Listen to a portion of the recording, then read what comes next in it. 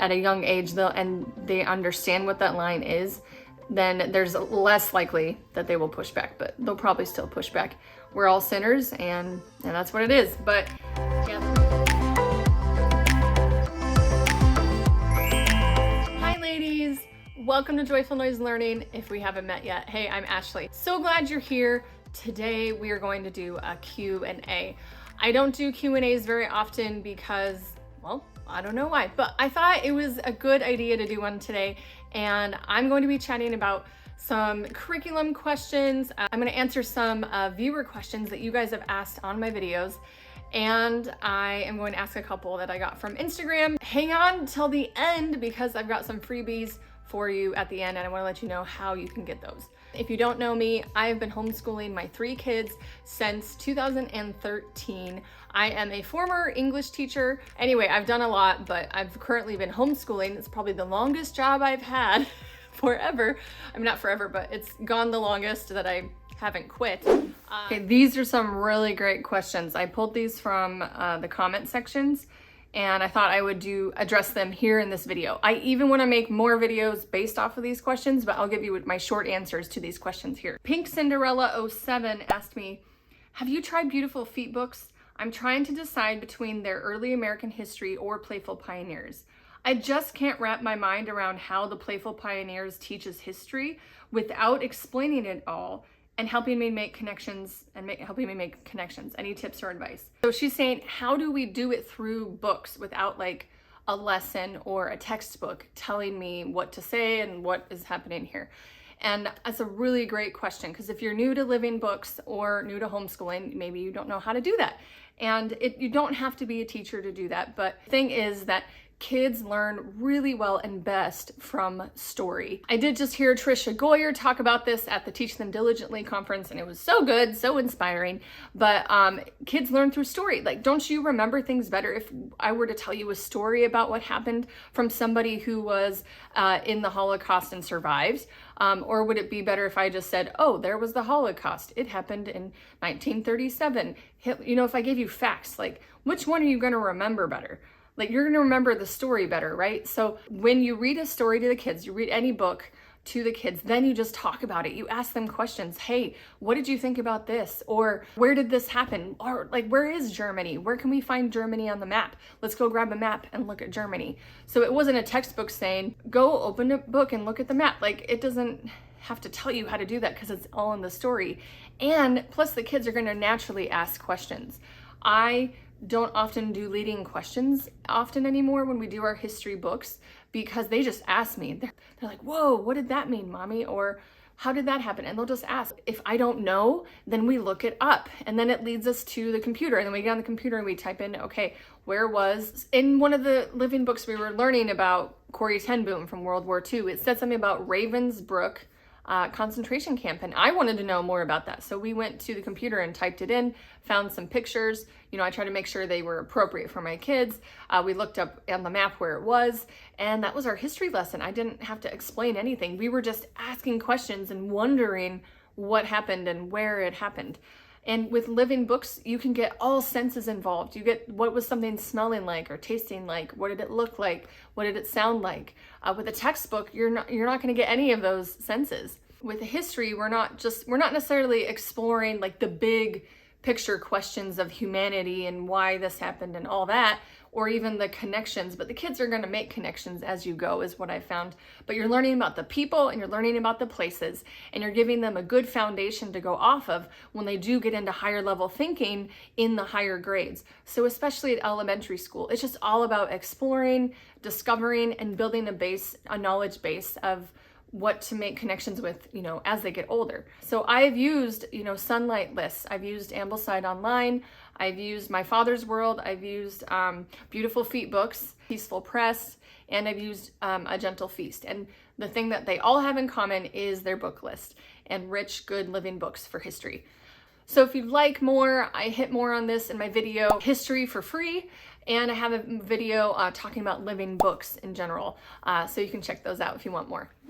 I get this question a lot because I started with Right Start and now I'm into Math with Confidence by Kate Snow. If you haven't heard it, go look it up. My short answer is they're both very good. You cannot go wrong with either one. They both have pros, maybe cons. I don't know if Math with Confidence has cons, but anyway, they're both good. You can't go wrong.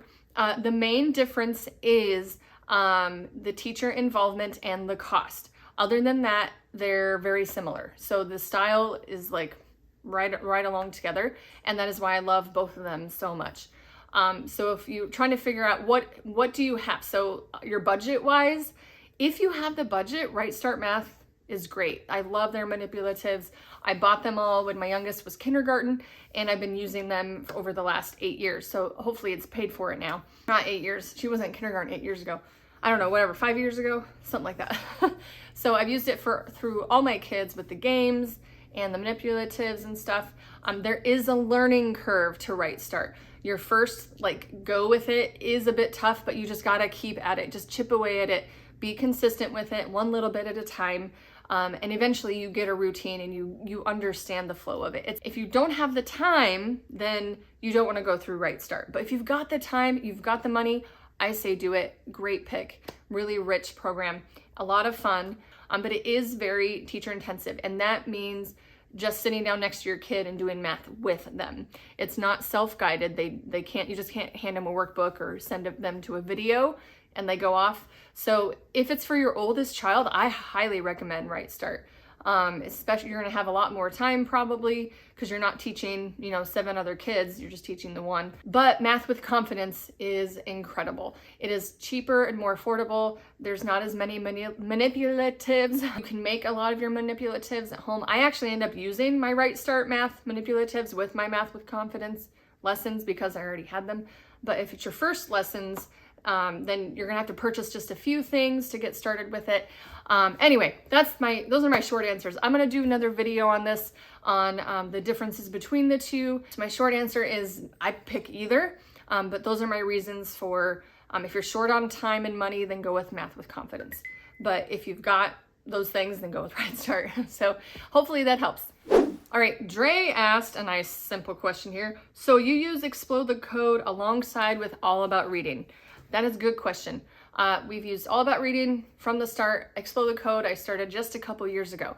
Here's the difference. So All About Reading is a lesson with me. I have to set aside time in my schedule for me to sit down for about 15 minutes. I don't do it too long. 15 minutes, maybe a little longer, maybe a little shorter. But I do a lesson with one of my kids. The Explode the Code is their individual work. So I don't do lessons from Explode the Code, which you can though. I have learned from my friend Megan at Pennies and Salt. There is a teacher's guide that goes with Explode the Code. So you could use Explode the Code by itself and use the teacher's guide, and it has lessons and activities all through there.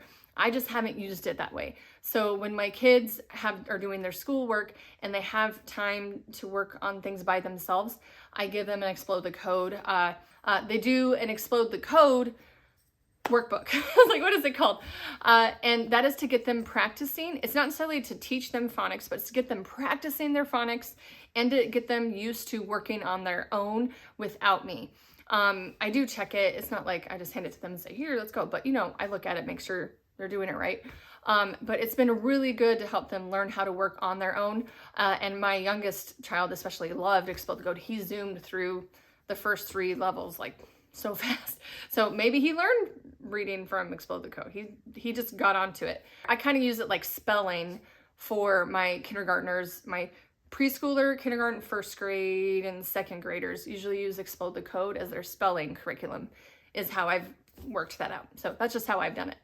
All right, I got a question here. What do you do to start off your next homeschool year? Do you do any sort of introduction to your kids? How do you introduce a new curriculum?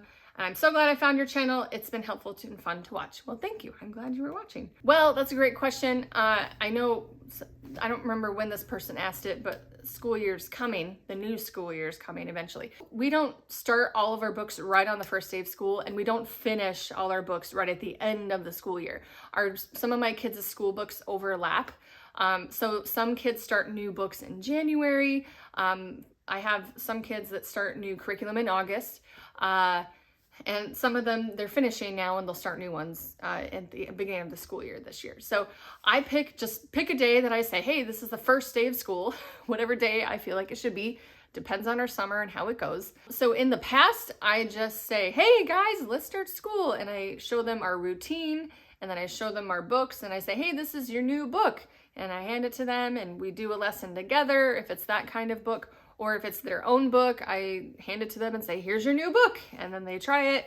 That's kind of just how I've done it in the past, nothing super fancy. I did just finish reading Homeschool Bravely by Jamie Erickson, and she had some wonderful ideas on how to start your school year and introduce your stuff to your kids. So I'm gonna do another video on that very soon because I was super inspired by that and I really liked what she said. So I'm gonna do it a whole lot differently this coming school year. Do one child's first day of school while everybody else kind of does their thing. So you're able to focus on them and you show them what you expect from them in a regular day. And that way you're not trying to do all 3 or 5 of your kids on the same day. I'm so excited. I'm totally going to try this. And I think this will help us have a little bit more clarity in what is expected of you instead of just being like, yeah, let's do school. And then the kids are like, what do you mean by do school, mom? So your kids need to know the expectations. Like, what does it look like to sit down? And you need to show them that and walk them through that. So you're not yelling at them, because this is what I do, and maybe you do it too.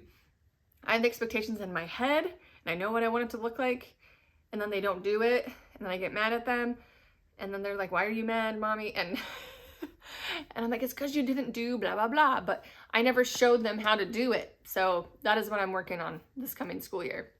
The other thing with the overlapping of the school books and stuff, I like to check in with our routines and our schoolwork every 6 to 8 weeks. I don't do it after a whole year. I'd like to check in and adapt as we go. I know I really admire the moms that set it at August and they do the same thing all the way through May. That's great. You guys are wonderful. Good job. Good for you. But I'm not really like that. I like to adapt and make sure everything's going okay. And I change things if they need to be changed. And then we'll take a break at the end of the 6 weeks. And then when we start up again, that's when I'll introduce, if we have something new at that time. Okay, Amy asked, do you have any suggestions on teaching obeying right away? So she must have watched one of my habit videos or my kindergarten homeschool video. She has a 4.5-year-old daughter, and she is so independent and also has reasoning for everything that she is asked to do. Oh my gosh, Amy, I completely relate to this one. I have a child who is like that as well. So my suggestion for learning obeying right away is definitely start young. The longer you let it go, the harder it is to do. The older they get, the more reasoning they get and the harder they fight back. So I know it doesn't prevent them from fighting back, but if you start showing them where the line is at a young age, and they understand what that line is, then there's less likely that they will push back, but they'll probably still push back. We're all sinners, and that's what it is. But yeah, the reasoning thing, that one's tough. The one thing I thought of that I can't remember which podcast or book I read that I got this from, but it was from Kim Sturgis at Not Consumed. She did a she did a blog post on obedience and discipline. And I was really encouraged by this. And here's what she said. She said, okay, when you're not in the moment, the heat of the moment, sit down and think about what are the situations your kids usually disobey on. Think about those things. For example, we had a problem with going to bed. And I said, hey, it's time to go get in bed. What do you need to do? And they have 3 things they do every night: brush teeth, put on pajamas, go to the bathroom. After that, we either read a family book or they read in bed. But those 3 things have to be done. And I had one child who would be like, and they'd throw themselves on the floor, or they'd sit on the floor and kick their feet up and down. They wouldn't make any noise, but they would just do everything. Or they'd be like, I need a bedtime snack. I don't know, run around the coffee table 100 times. They would do everything but what mommy told them to do. You see my frustration? Okay, so anyway, you think of what it is they usually disobey on, and then you think of, okay, what do they get if they obey? Do they get a reward for obeying? Maybe it's just good words saying, hey, good job, thanks for obeying right away. Or what do they get if they don't obey? There needs to be a clear consequence. There needs to be clear, this is what is expected, and this is what happens if you don't do it, and this is what happens if you do it. And that main concept has transformed just my parenting in general, my life. So yes, you're definitely going to want to do that with your 4 and your 5-year-olds. Like that is probably all you'll ever do with your 4 and your 5-year-olds. That is good. I mean, reading and math is great, but teaching them to obey right away is important, is so important in those years. But they're important every year, but definitely get that started in your kindergarten year with your kiddos. So that's my short answer. Again, I think I want to do a full video on this, so make sure you subscribe so you are ready for when that video comes out. And maybe you're like me, I'm not the greatest parent, I'm very inconsistent, but I've grown a lot, and I have experience with a kid who is very logic based and tries to reason with me, and also very just strong-willed. So I will talk about that in a future video. One friend asked me, what do I do to recharge? That's a great question. I love to sing. I notice that when I sing, it like endorphins just start flowing and stuff. So it doesn't have to be like for anything. I just put on some music on the Apple Siri thing and I sing along. I love musicals.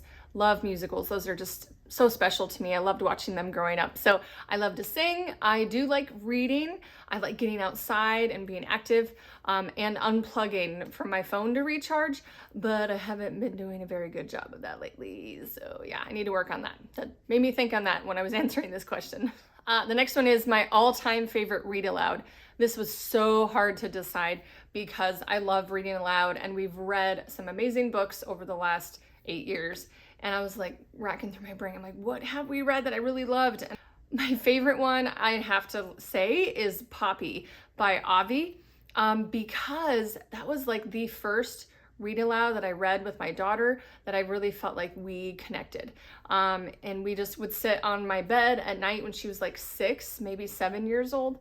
And that was like the first chapter book that we read together. The boys were kind of young when we did that one, but it was just really special to me. And it was a great story. I had never read it before. And really cool characters, great writing, great story. And I really loved that special moment of connecting with my daughter for the first time with a read aloud. So that is probably my all-time favorite. I just thought of another one and I was like, oh, I love this book. Hold on, my knees are hurting.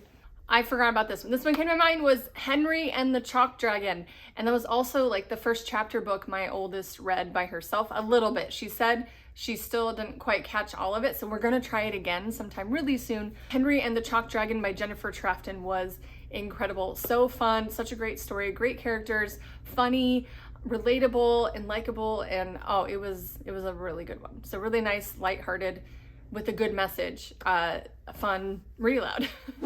Did I always know I was going to homeschool? That's a great question.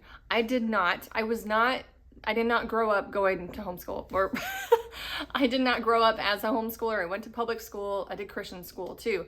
But I wanted to teach, but throughout my like growing up years in my 20s, learning about family, it came on pretty quickly. So I didn't dwell on it very long. It was like an idea like, oh, maybe I should homeschool. Oh, that's a great idea, Ashley, let's do it. And then boom, I was like in on it. So it didn't take a lot of convincing for me to do it.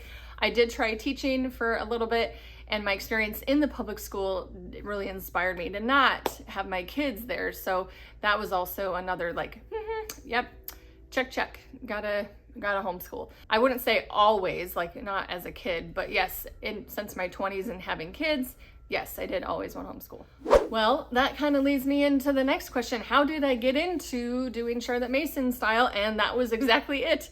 I had never heard of her until my friend, she had kids about the same age as mine, and we were just both starting out homeschooling. And she was in the middle of reading For the Children's Sake. And she said, hey, this book is good, you should read it. And I said, okay. And I tried it and I was like, this is amazing. And again, it didn't take a lot of convincing for me. I guess I'm just that type of personality. I'm not super skeptical about things. But yes, For the Children's Sake, like sold me in on it. And so I was like, oh, what is this? I gotta know more. And so I started reading other stuff, reading blogs. That was when blogs were just getting big.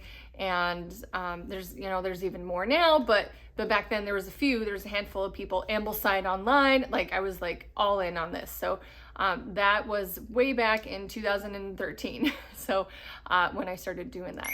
Okay guys, last question, and then I've got some freebies for you.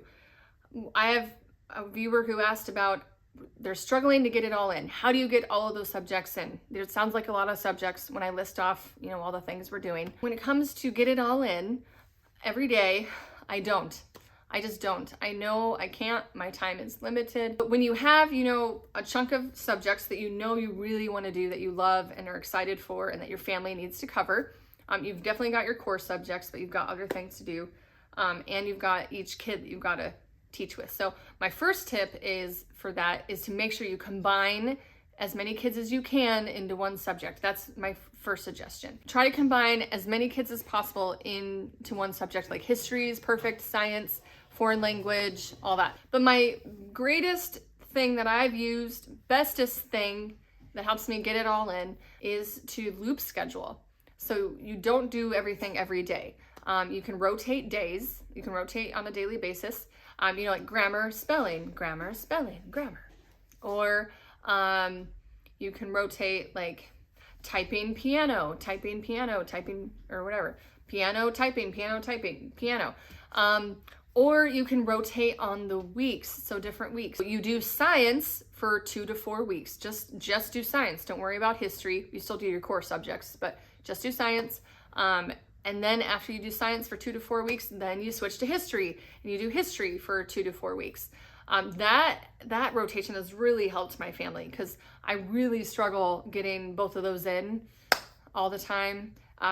Every time I try it, I'm like, oh, we're gonna do history on Monday and science on Tuesday and history on Wednesday, and it never goes that way. So it's better for me to just, instead of like switching gears so much, is to just do one, because we are usually using living books. So I just read the same book over several days, whether it's a history book or a science living book.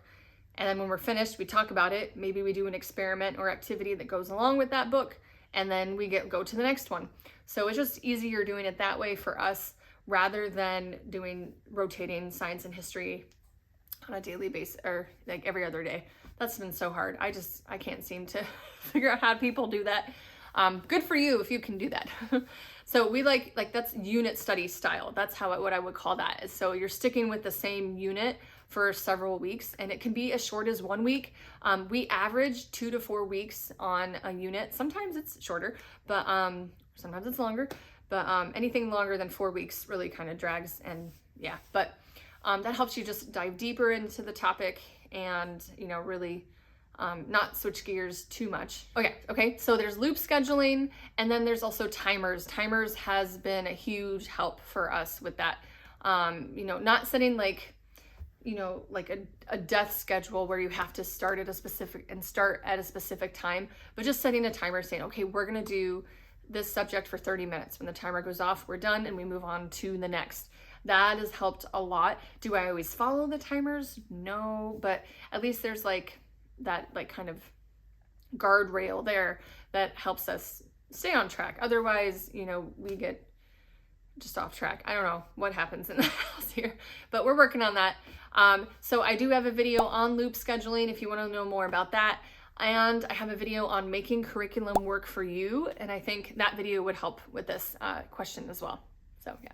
Well, that is all the questions. If you didn't see a question that you wanted to know that didn't get answered, please let me know in the comments if you got more questions about the curriculum I've used, or about how our family schedules things. I like talking about that. So if you'd like some freebies, I would love for you to join my emailing list. I am working on sending out emails on a monthly basis at least, but just finding connection with you guys in your inbox. So for some of the freebies I have, if you have a preschooler, I have my favorite preschool curriculum and books on how to get started homeschooling preschool. I have that freebie. I have a freebie for kindergartners, my favorite kindergarten resources and curriculum there too. Also, if you need habits, if you're working on habits, we have a habit tracker for your kids for morning time, habit tracker for your kiddos, and I have it broken up by age. age group and it has chores on there that they can do at that age. If you are planning curriculum and you need an organizer to keep track of what you're trying to use for this coming year and how much it's going to cost and where you need to buy it, I do have a spreadsheet. If anybody likes spreadsheets, I have a spreadsheet for that, so you can get that with your email address. Lastly, if you are getting ready for summer, I have a summer routine checklist. Summer routine, like anchors, worksheet basically, and then a summer bucket list that goes along with that as well. You can snag that in the description below as well.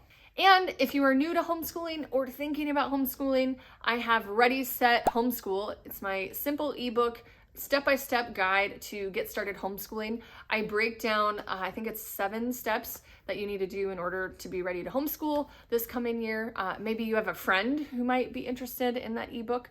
And I have a nice little printable checklist that comes with that as well. So you can check that out. And that's it. Alrighty.